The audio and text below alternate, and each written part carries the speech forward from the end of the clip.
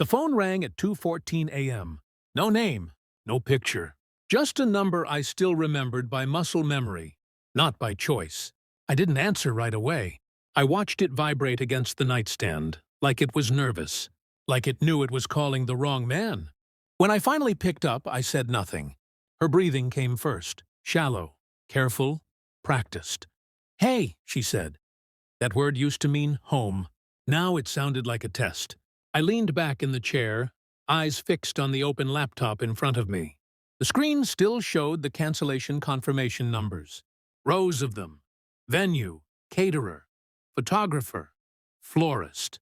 Every deposit, every promise, gone. She didn't know yet. "I just wanted to check in," she said. "I've been thinking." Of course she had. Weeks ago, she'd asked for a break. Space. No contact. She said she needed to find herself. I'd nodded, smiled, said, "Okay." That was the moment she stopped looking at me and started looking past me. I'd felt it then. A thin crack. Hairline. Easy to ignore if you wanted to keep sleeping. "I thought no contact," I said calmly. There was a pause. A calculation. "I know," she replied. "But I miss you." I glanced at the calendar on the wall. Our wedding date was circled in black ink. I hadn't erased it. I didn't need to. "What do you want?" I asked. Another pause. Longer this time. I feel like we rushed things. And I wanted to know if we're still okay." "Okay." I almost laughed. The night she asked for space replayed in my head, how she couldn't meet my eyes, how her phone kept lighting up face down on the table, how she said my name too softly, like she was already practicing saying it to someone else. I'd noticed the details back then. I just hadn't connected them yet. "I'm fine," I said. That wasn't a lie. It was a conclusion. She exhaled, relieved. "Good, that's good." Silence stretched between us. Thick. Expectant. Then she said it. "So, the wedding stuff. We can pick that back up when I'm ready, right?" I looked at the screen again. Every cancellation time-stamped days ago. "I already handled it," I said. Her breath caught. Just a little. "What do you mean?" "Handled it?" I stood up and walked to the window. The city was quiet. Honest. No pretending. "I canceled everything in my name," I said. "You asked for no contact. I respected that. I didn't think I should make decisions for a future I wasn't invited into." The silence on the other end wasn't confusion. It was fear. Because in that silence, she realized something had moved without her permission. And whatever she'd been planning, she was already too late.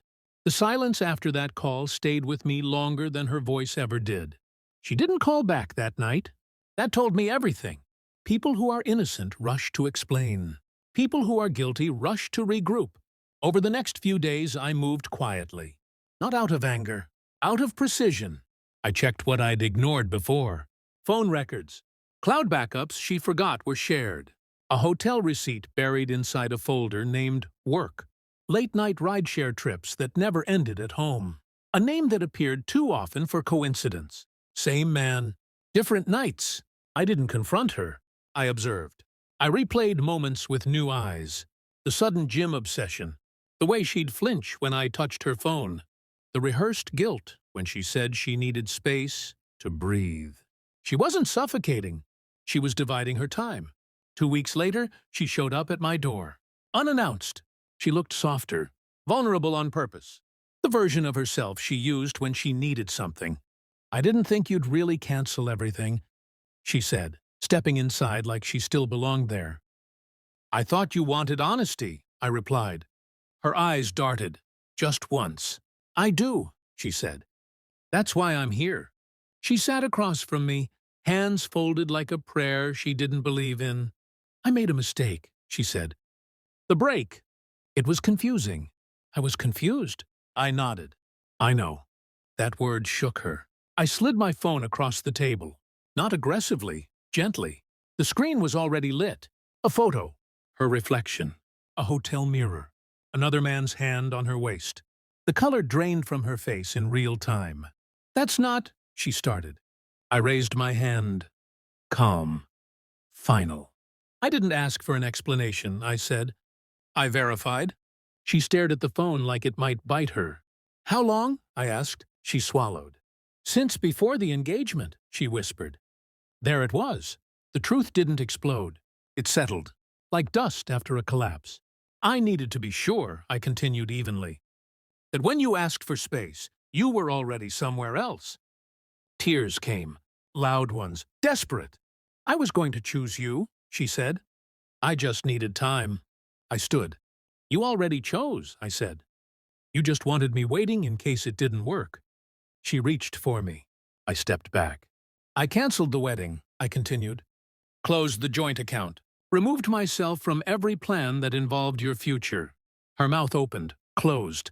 You can keep the ring, I added. Consider it tuition. She broke down then. I felt nothing. Not relief, not revenge, clarity.